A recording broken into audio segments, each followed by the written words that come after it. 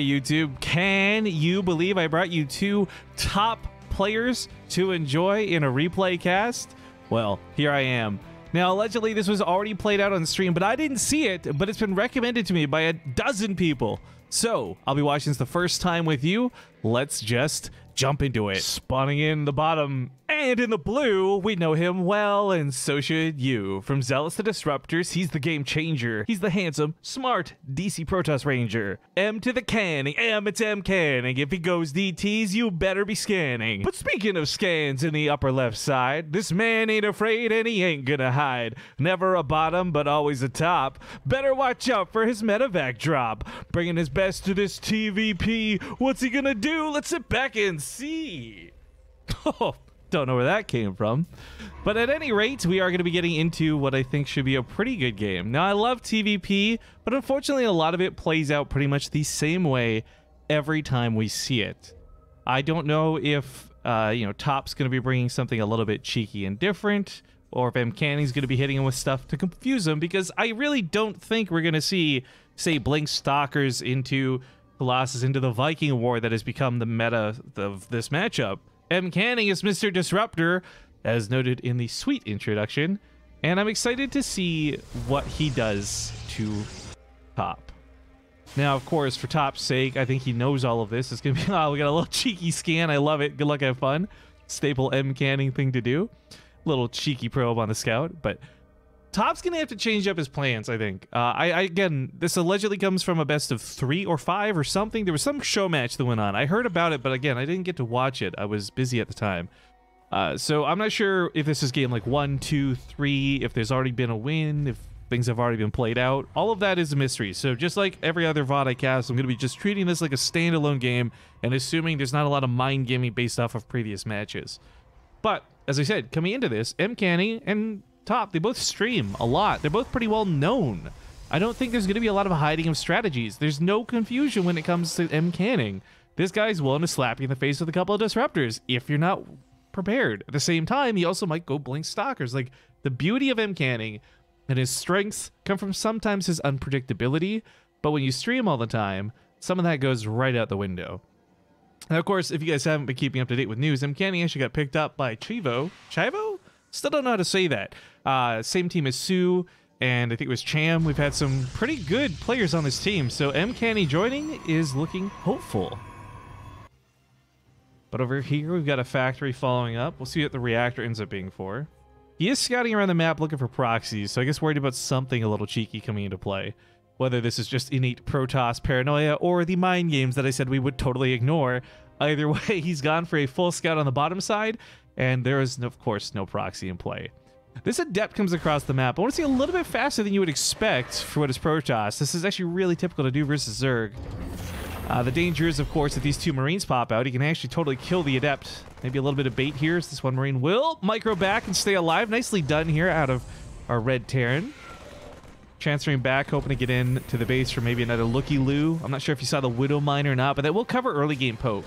Sometimes this Adept actually comes across with a Stalker behind it, and you can poke away at Marines with a Stalker. Perfect micro styles. But Mcanning's left the Stalker at home, just kind of chewing away at the unbuildable plates for the time being. Quick shout out to the fact that he's using building skins, by the way. These look fantastic. Of course, coming from the latest war chest. Don't think it's available any longer, but you'll probably be able to buy them at some point in the future. Raven comes out of top as well. Love this move quite a bit. DTs won't be catching you off guard while you have a Raven. Not to mention the beauty that is the anti-armor missile. It adds a lot of power to your bio. And if we're going to see bio come out of him, well, we should. Let's be honest, guys. No one's really playing mech versus Protoss right now. But when we see bio, anti-armor should complement that very well. Not to mention interference matrix. It's just a great utility unit. The downside is, though, it's pretty fragile. Easily picked off by Phoenix. Grabbed by Blink Stalkers. It's slow, so it's often not with the army. There's some drawbacks to this Raven, of course, as I've just described, but it does have a lot of benefits and pluses as well. Now, not so unexpected, we have the Robobay wrapping up here pretty quick here for Mcanning. Will it be a fast Colossus? Oh, wow. Mcanning going to be sticking pretty close to the vest here, as the Colossus build is something a little bit more standard. As you guys may have noticed in the casts of the last few months, I've been leading up and saying, oh, this is really weird and different and nobody does this too. Oh, okay, now everybody's doing this, so it's not so weird and different. The beauty of the Colossus, very good against bio early on. Forces out some Vikings very early as well from Terran, where you might not want to be building Vikings. But oh, lo and behold, maybe not Vikings, but Liberators. I mean, Liberators can work too. The whole point is the Colossus can't shoot up. And Liberators can zone out a lot of ground units. If you get that fast range upgrade thanks to the Fusion Core, you'll be able to keep those Stalkers back pretty far as well. And one of the best things you can see on maps like Port Alexander, because it's got some nasty little chokes, is just leapfrogging your Liberator zones up into the ramp, and then eventually they just can't push down. They don't have Blink. It's not going to be Void Rays or Tempest. Lone Ranger Marine over here on... what's that, some bugged hold position? All right, gets over here for a scout, picks off a probe, but more notably confirms the third base out of Mcanning, kind of signaling that it's safe to take his, which he was already planning to do, of course, but this will give him a little bit of confidence in setting it up. A lot of the times, if your Protest opponent has placed that 400 minerals into this base, they're not using it for Zealots and Warp-ins and pushing. In fact, a lot of the time in this build, regardless of the Liberator aspect of this, which, by the way, love but is weird, get this fast. It's that tank push with 8 to 12 Marines. You pull 4 SCVs, you put down 2 bunkers, and kind of laugh your way to victory if it works. Feel really bad, man, if it doesn't. Because tanks outrange Colossus super duper hardcore. But this is a hallucinated Phoenix, not a real Phoenix, so it's not going to cause any damage to that Raven, but is going to get a pretty ample amount of scouting. The big thing he'd love to deny is not let Mcanning see the Fusion Core and alert him to the fact that there's faster range on these Liberators. In fact, a Stargate goes down immediately. So great read out of Mcanning and a good response, because whether it's your own Phoenix, which, let's be honest, are not going to be that effective, or Void Rays or Tempests, either way, you need something to shoot those Liberators down as Stalkers. Yeah, you can get Blink on them, but they're not that reliable. Also, it's been a long time since we've seen this change where you've got enough space behind the mineral lines, but that Liberator can still cause a little bit of annoyance, nuisance, and denial of minerals if done correctly. He's waiting on range, though, by the looks of it. 12 seconds to go. Then I'll have that to set up. Widowmine sets up on the left side here. We got some disruptors coming out of the can man himself. This is much more what I expected, and it puts a smile on my face because I love seeing him use those things. But here comes that Liberator. Range is sorted. If the Stalkers want to get in range, I actually don't know if they'll be able to on this without getting into the actual Liberation Zone. So could cost him a couple of Stalkers, could cost him a couple of probes. What we're seeing him do here, rather than run all the probes away, is just leave them off of mining for a small bit. So the Liberator inches up a little bit further, maybe a couple extra kills. While I'm talking, though, we have an attack on the other side of the map. The beauty of a replay, though, is we can hit that rewind button for 10 seconds to see how effective this was. And the answer looks like not very.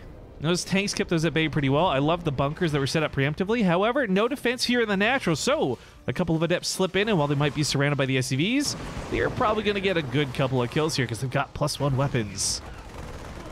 Now, this is not for naught, of course. Up here, another Liberator setup. No kills on this one yet. It's a little too far away, but 6 for 6 on the Workers Lost. And in fact, 7 for 6 overall.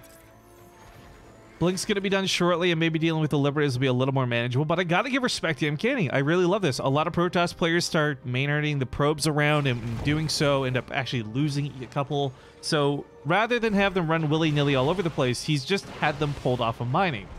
Your probes will dance from mineral patch all randomly if there's too many on the patches that are already mining, but of course if you only have 4 mining, they'll stay on their mineral patches. So an over-explanation for a very nice, very simple move out of Mcanning.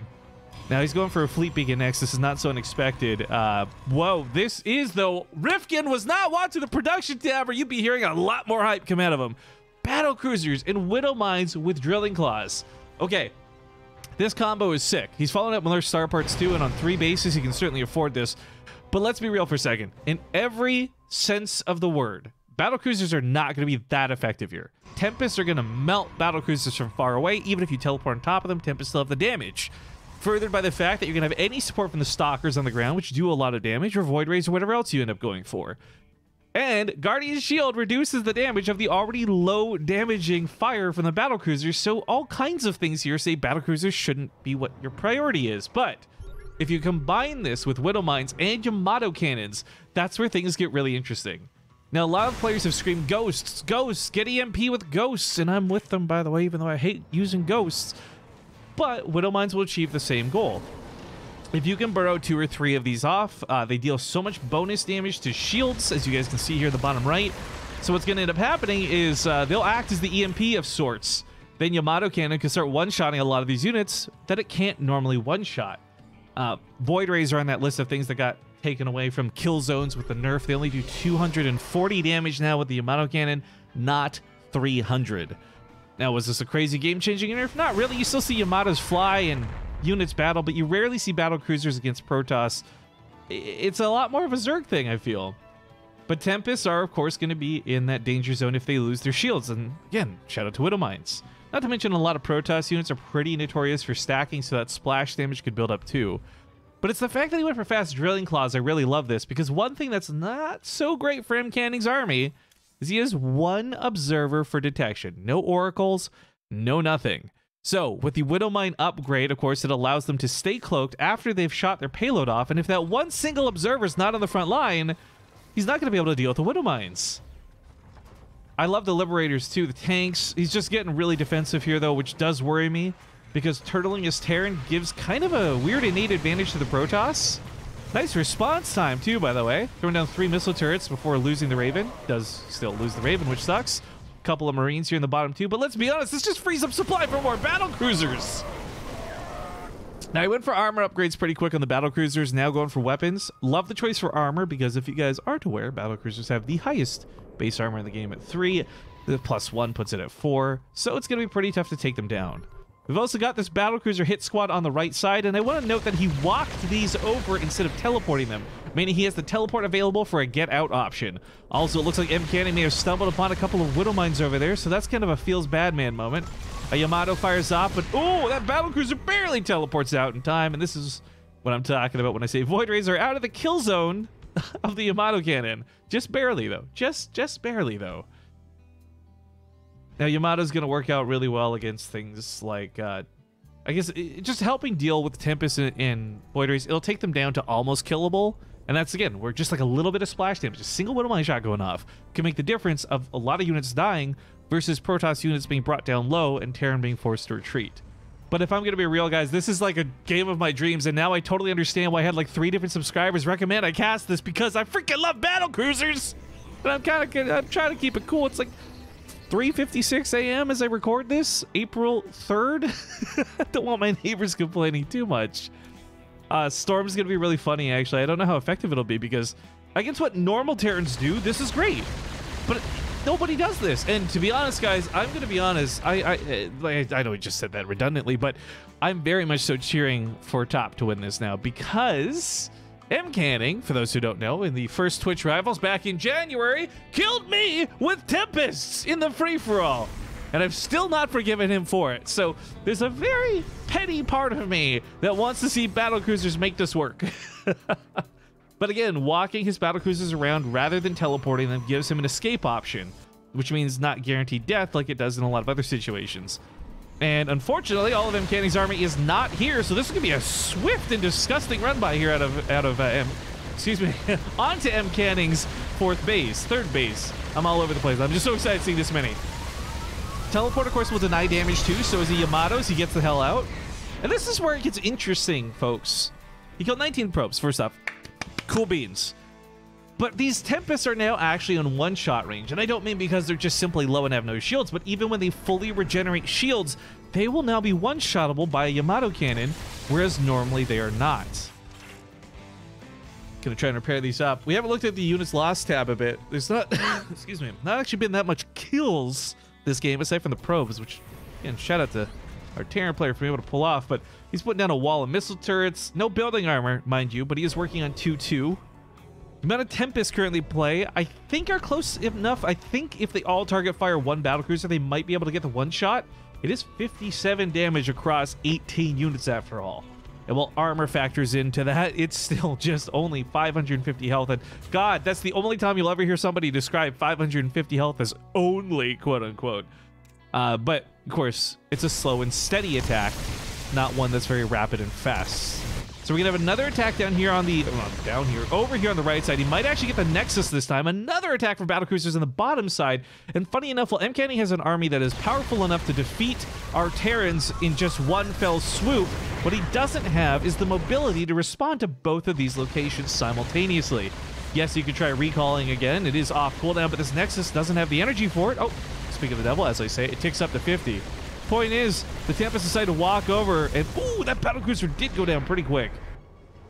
Still though, 17 probes and a Nexus for one battlecruiser. That's a pretty good trade for the Terran.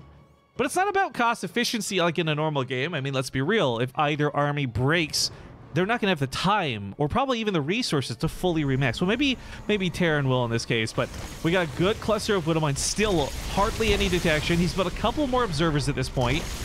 Gonna scan and confirm that they are in fact there. He hasn't seen the Widow Mines yet, though. He's gonna be very careful, guys.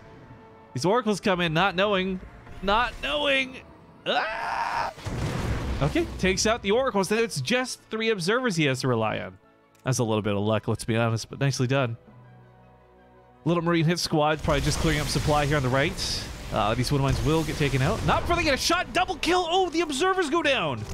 Mcanning only has 1 piece of detection on the field, and it's right over here in the middle of nowhere. So that's going to be a little awkward, as he has to be very fearful of Widow Mines going forward. Battlecruisers continue to roam around the sides of the map. 12 battlecruisers to 21 Tempests. What I would love to see is more Widow Mines, but he's pretty maxed out on supply. Well, nearly. At this point, he's clearing a lot of it up. He's giving SCVs away. He's throwing away Marines. I think he knows he wants to be able to build more of these units. Of course, missile turrets aren't going to stop a Protoss army, but as you've seen, it has slowed it down quite verily. The battlecruisers teleport, to the other side of the field, not to safety. Mcanning's going to recall his army back home, and he should meet the battlecruisers head on. This is going to be a big fight for the BCs. Yamato cannons are going to fly, but I don't know how this battle goes, because in the past, Tempest would always win this. However, these battlecruisers are really well upgraded. They can move and shoot, something they've never been able to do before. And actually, that Tempest count, well, the Tempest to battlecruiser ratio holds the same, right? It was like 20 to 10. Now it's 10 to 4.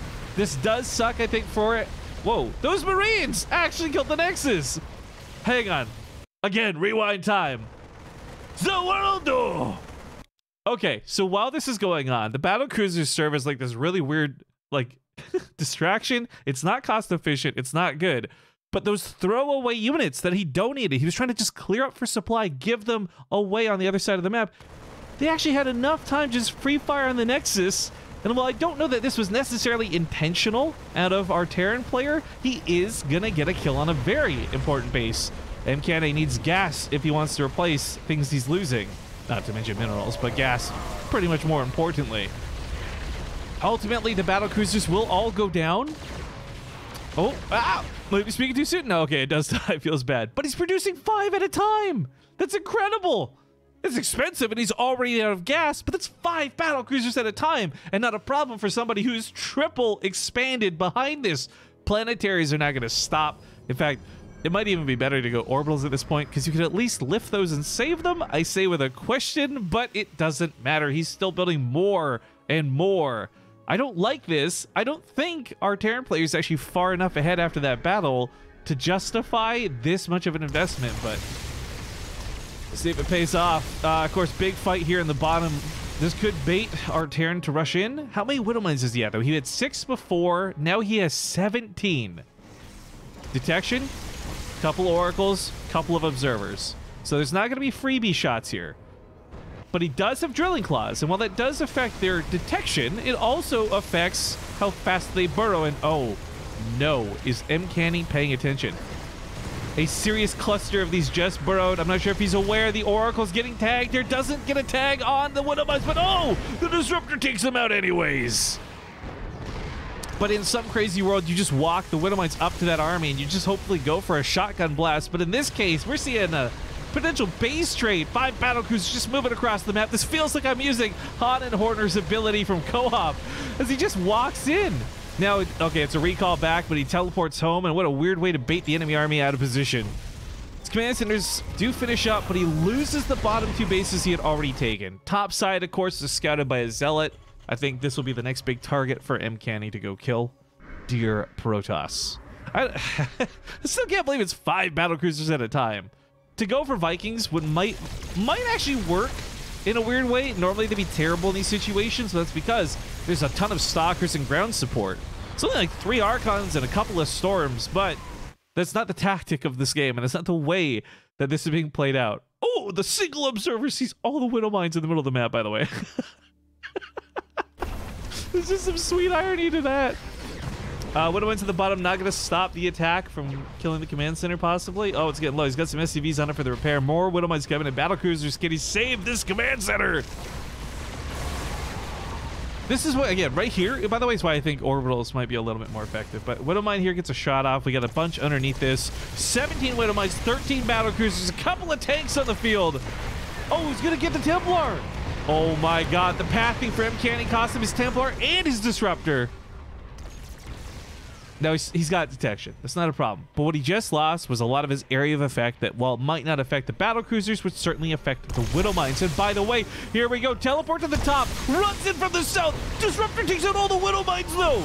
Can the battlecruisers win this? They've got so many Yamato cannons firing on top of all these Tempests. Before it took twice the amount of Tempests to beat these battlecruisers, but this time around he's giving full chase. Widow Mines aiding the front line. These Tempests can't sit and shoot fast enough, and oh my god, Mcanning is running out of Tempests. And certainly if you look at his supply count and his minerals and his gas, he can't really get his supply back up. 5 Tempests might be on the way, but that's nowhere near enough. He needs bases, he needs probes, he needs some way to get these battlecruisers off the field and off his back.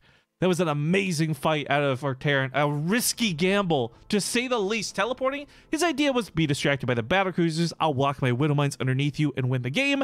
Of course, that's not quite how it played out because Mcanning is the disruptor god. Let's be clear about this, guys. Well, he lost the Tempests. The only reason he didn't lose the game right then and there was because of his clutch last-second disruptor taking out, I believe, almost all the Widow Mines. If maybe 1 or 2 got through, they got killed by the Colossus and the Tempest for sure. That was something where without that disruptor shot, even just a third, no, not even, like a fifth of those Widow Mines. So all he needed was like 3 or 4 Widow Mine shots to go off, act as an EMP, strip the shields of his Protoss army, and it's game over. But the army supply still heavily favors our Terran. 3-3 on the battlecruisers. Yamato's now off cooldown, ready to fire again. Scanning ahead to see what's waiting for him, and the answer is not a lot. And you know, I'm just recalling to the start of the game where I kind of said, let's wait and see what's going to happen this game. I was expecting maybe something a little bit all in. I was not expecting this, and I was certainly not expecting battlecruisers. But memes, Widow Mines, BCs. That's what we got versus Mcanning, who I still don't know. Maybe he can pull this off. You hear my voice go all high pitched, but one of the big drawbacks I look at this stage of the game is the upgrades. He's really, it's +3 plasma shields, which is cool. But then 1, 1, and 2, and it's just, there's not a lot to work with here. Now, of course, there's no swap. There's not going to be a bunch of bio coming out of nowhere. There's not going to be a bunch of Marines with stim, although he's got the money. But anyways, I think we're going to see him continue to focus on building what he's been building. And I would normally criticize this, but it worked. And if it worked once, it could work again. And that's the key thing about that battle I take away from it. It's not that the game wasn't ended, and maybe there could have been more damage done one way or the other, but it's the fact that this worked. In a world where Tempests are meant to be this anti-massive unit, they're meant to kill battlecruisers. They couldn't. Widow Mines draw a line in the sand. You cannot cross here. So he takes the Nexus, he takes the probes. Yes, he loses a couple Widow Mines in the process, but Mcanning is fighting for scraps at this point. His mining and his income is not looking that good. It is, barely on the income graph. And in fact, because we have graphs, I kind of forgot about that. Can we? Oh my god, you can see exactly that fight went wrong for Mcanning. Oh my god. Actually, that's kind of a topsy-turvy swap of events, but here we go. Attempt number 2. Widow Mines coming up the top side, hoping to catch him off guard.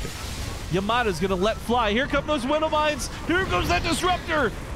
He doesn't quite get the shots before. Oh, 3 or 4 Widow Mines go off, and that's the AoE damage. That's the shields being stripped away. The battlecruisers are just gonna walk in, and Yamato what's left. This could be it. I don't think there's any way to recover. Absolutely not. GG. Oh, guys, thank you for telling me about this game, and thank you for telling me to grab this replay. This was superb. I loved it. I loved it. I loved it. Fun games like this are what I live for when it comes to casting StarCraft 2. But if you enjoyed this too, and you have other replay recommendations or games you want me to check out while we're kind of in our down period, let me know in the comments down below. I love finding diamonds in the rough like this. Goofy, silly, top players, great games, just absolutely the best. But as always, thank you for watching. And to the spoiler screen!